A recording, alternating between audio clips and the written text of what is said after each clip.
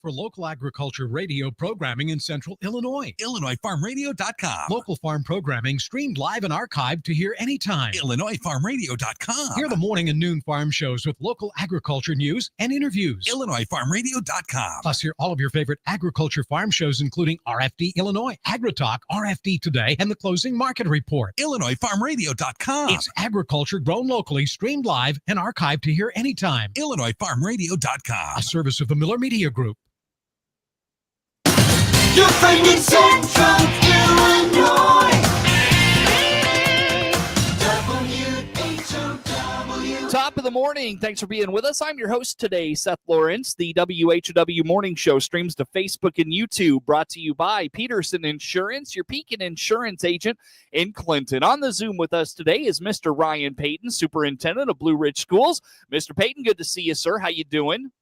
I'm doing well, Seth. How are you today? Doing good. Thanks for asking. Thanks for making time for us as always. Good to catch up on what's happening in Blue Ridge Schools. And you got a lot going on right now.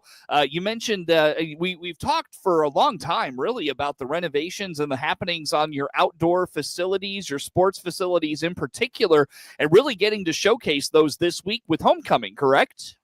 Yeah, absolutely. So, we've done a lot of infrastructure improvements over the last year, and we have a new track and football facility. And so we are very excited to be hosting. We had our first home game Friday, where we got to bring in a lot of community members and alumni to see that event. And actually Sunday just kicked off our homecoming week. And so this week we are full of events, with a parade Friday and our big homecoming game Friday night, which is also senior night. So we're excited to get former alumni and current families and future nights, opportunity to come and kind of see the new facilities. Sure. Very good. When it comes to homecoming week, do you do special things, a parade Friday? Do you do dress up days? How about just kind of the vibe of homecoming there in Blue Ridge?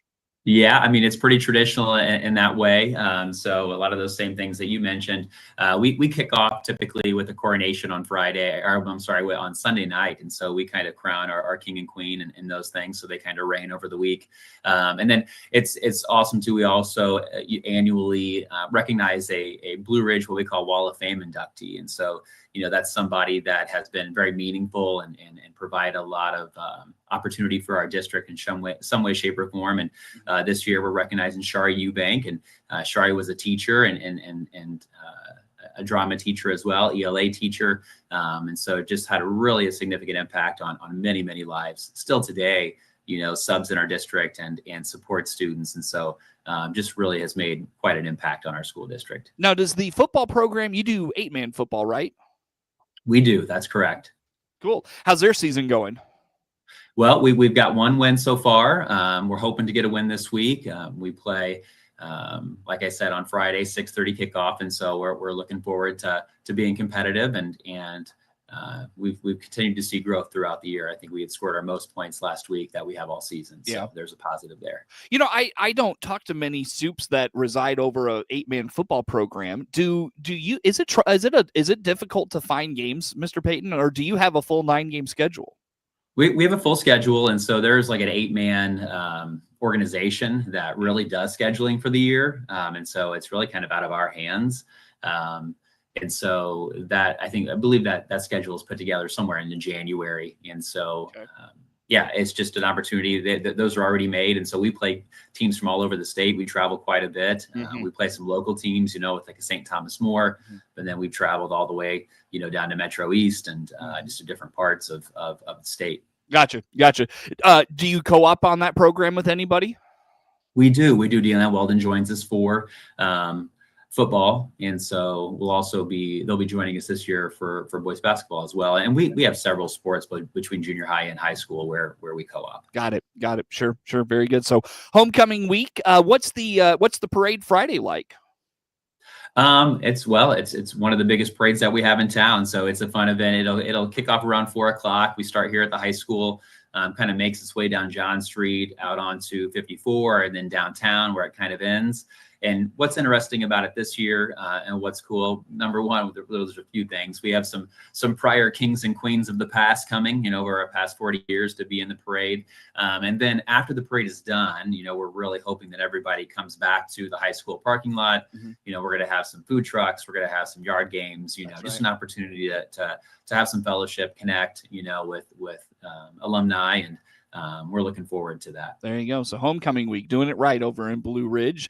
That's right. Yeah, very good. Very good. Anything on homecoming week, Mr. Peyton, we didn't touch on? No, I think we pretty much covered it there. Yeah. You mentioned the new football facility. Any other outdoor projects that have wrapped up, or you're getting wrapped up? Anything else going on there? Yeah, we actually do. So obviously with the football facility came a concession stand and some other pieces there. And so that's really kind of a complete facility. We also are adding a new kind of Snyder Elementary kind of pre-K shed storage area. Okay. So it's really something that's been needed for a long time, extra space for storage. It's right behind Snyder, which is an elementary building. What's really cool about that also is that we were able to collaborate with our industrial arts program. And so we have students in that program that are building that. And so they're going to have kind of a legacy to leave too. Not only did they have that hands-on learning opportunity, but they were able to kind of leave this behind for the district to utilize for many years. Yeah, for sure. That's cool. With with that program, how is that pre-K program? It's awesome, actually. We use the Preschool for All grant, and so it's something that we've received for several years. It's a great resource for our district, provides students opportunity to early learning, and that's super important. Obviously, when students get into the building, they start to learn the basic, knowledge, skills, and just things to help them be successful once they enter kindergarten. We're actually a gold program, which if you look at the ratings, for the PFA, it's the highest rating that you can get for a preschool program. And so we're very proud about that. The program itself, the teachers and the individuals who are in there daily providing instruction and connection and connecting with parents as well. So it's really, really a solid program that we have at Blue Ridge. Yep. Actually, we typically have screenings throughout the year too. So if you are a listener and you have a 3 to 4 year old in the district, please reach out to our office. And with that program to get all the kids into it, that's such a huge opportunity. I know you were kind of in that, I wouldn't call it early childhood education, but you were kind of with the younger kids before stepping into the superintendent's role. How important is pre-K for the development of a student from your perspective, Mr. Peyton? Oh, unbelievable. I mean, it's really just an opportunity for them to grow with their emotional well-being, cognitive, social, physical growth. Just in so many ways.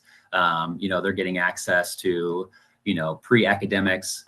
They're learning just conflict resolution, communication skills, understanding a structure and routine of a building and of a classroom, which all of are those prerequisites they need to really access learning at a high level. And so additionally, when we find students that need extra support, so they may need intervention, whether it's academic or speech related or occupational therapy, we're able to offer those resources for our students so that they hopefully, if they do have gaps or deficiencies in some areas, we can grow those and so they can get those skills that they need. Ryan Peyton is the superintendent of Deland. Well, I said Mr. Tresnick. Sorry about that. Is the superintendent of Blue Ridge Schools, our guest on the Zoom here for this morning. Now, we didn't really plan on talking about this, so I might be throwing a curveball at you a little bit. How are your pre-K kids and that like really early education? How are those kids doing? I've talked to a lot of school leaders that say they're coming in really struggling, whether it's that emotional stability, just the ability to adapt in the classroom setting. What do you find in your kids like in Blue Ridge as they come into these programs?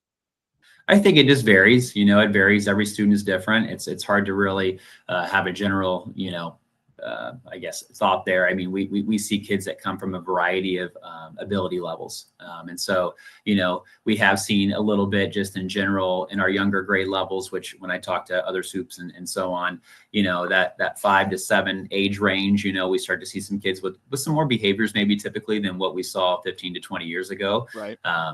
But, those are things that we have systems in place to help support as much as we can, and teams in place to help provide support for those individuals that hopefully, they're able to access what they need and it doesn't impact the learning environment around them. Got it.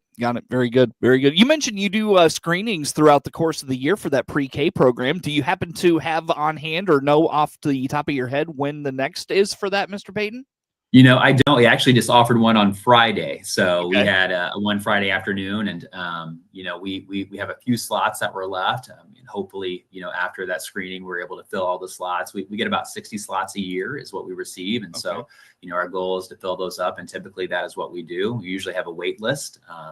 But right now we do have a few openings. So depending on how many students we had screened on Friday, we'll kind of determine whether or not we have any future screenings, in the next month or two. If not, typically we do annual screenings in spring and in fall. And then if we're not full, we kind of do ongoing screenings just to make sure we can identify if there are students specifically that may need some support. Every few months or so, we'll do some screenings to make sure that we identify any students that may need support and early access into the building. Got it. Very good. Well, on that note, Mr. Peyton, let's take a break. Come back with some more. Again, how do folks learn and follow along with all things Blue Ridge Schools? Where do they go for that information? Yeah, we have a Blue Ridge app. BlueRidge18.org is kind of our website where we have a lot of information, but our app is really a great tool to go to. If you go into your app store, you can download the Blue Ridge 18 app, and it has, information related to events. It has, lunch menus, calendar type stuff. Just really a great way to get notifications about things that are happening around the district. Sounds great. Again, Ryan Peyton, Superintendent of Blue Ridge Schools, my guest on the Zoom. More to come with Mr. Peyton on the morning show.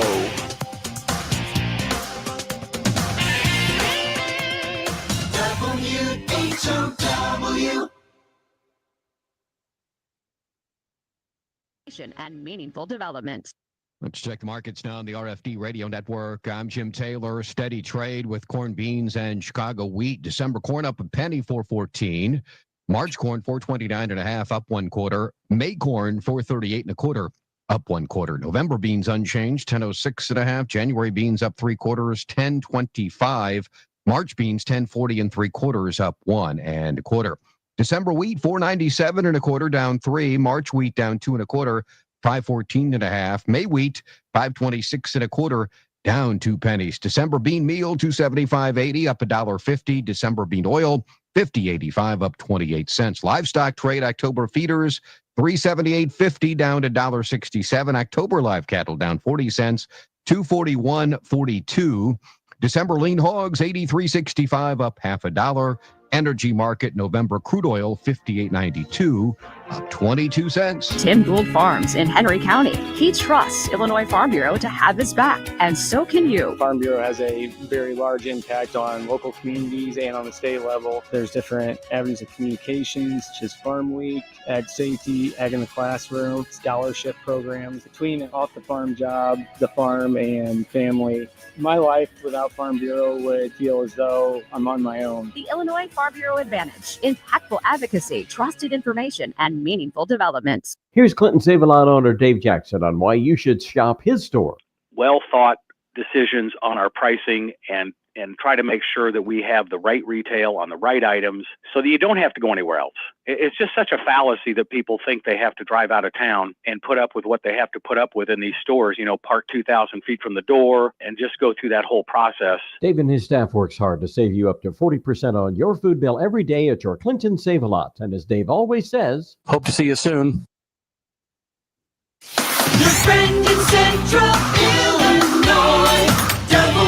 WHOW. Once again, good morning. Thanks for being with us. I'm your host today, Seth Lawrence. The WHOW Morning Show streams to Facebook and YouTube, brought to you by Peterson Insurance, your Pekin Insurance agent in Clinton. Mr. Ryan Peyton, Superintendent of Blue Ridge Schools, my guest on the Zoom today. Mr. Peyton, let's talk budget. I know you and your Board of Education worked on the fiscal year budget, the tentative budget, I believe is what they call it. How'd things turn out? How are things looking in Blue Ridge? Yeah, well, we've actually had our tentative and we've had our final budget, or not final, but our budget here for FY26, the proposal there. So, we're doing pretty well. So we utilize a conservative budgeting model, when we take a look at that. So typically we are underestimating revenues and overestimating expenditures, but overall, we have some healthy fund balances, and I think that, we'll be in good shape at the end of the year. Sure. For Blue Ridge, where does most of your revenue come from? Great question. So we receive a lot of our money from local sources. So a lot of the money that we receive is coming in from tax levy, from the EAV that we have in our area. Last year and this year, we're starting to see a little bit more revenue being generated. You may or may not know, but we have a couple of wind farms, one in McLean County, one in Piatt County.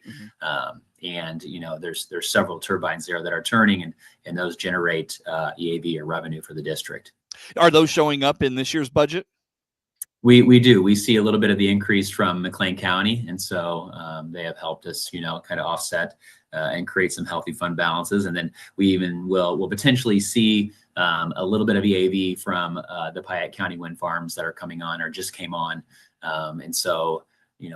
We're actually working on right now the proposed tax levy, and so that'll be some information that we'll be receiving from county assessors. That process works by, me reaching out to those county assessors. We are a district that's in 3 different counties. And so I'll reach out to McLean, DeWitt, and Piatt and get estimated EAVs from those,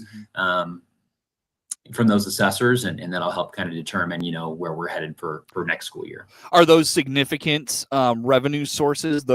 You probably only have a small handful of turbines actually in the Blue Ridge footprint, but is it a substantial dollar amount?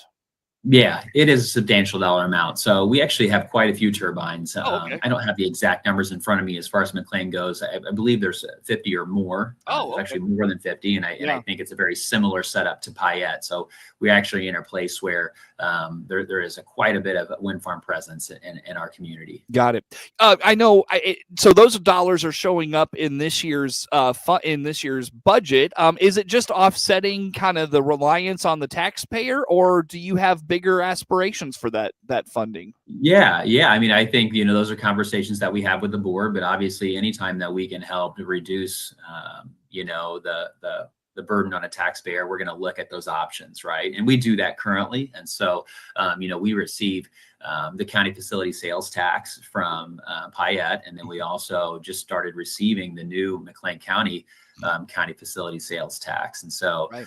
What we've done with that revenue is, we've utilized a portion of that revenue to offset and kind of reduce taxpayer burden and put that into debt service. So we pay down our bonds there, and so that's kind of a goal that we've always had is trying to reduce that. And, when we'll see an EAV increase, this year due to those wind farms, but that's not a tax rate increase, right? Some people get that a little bit confused.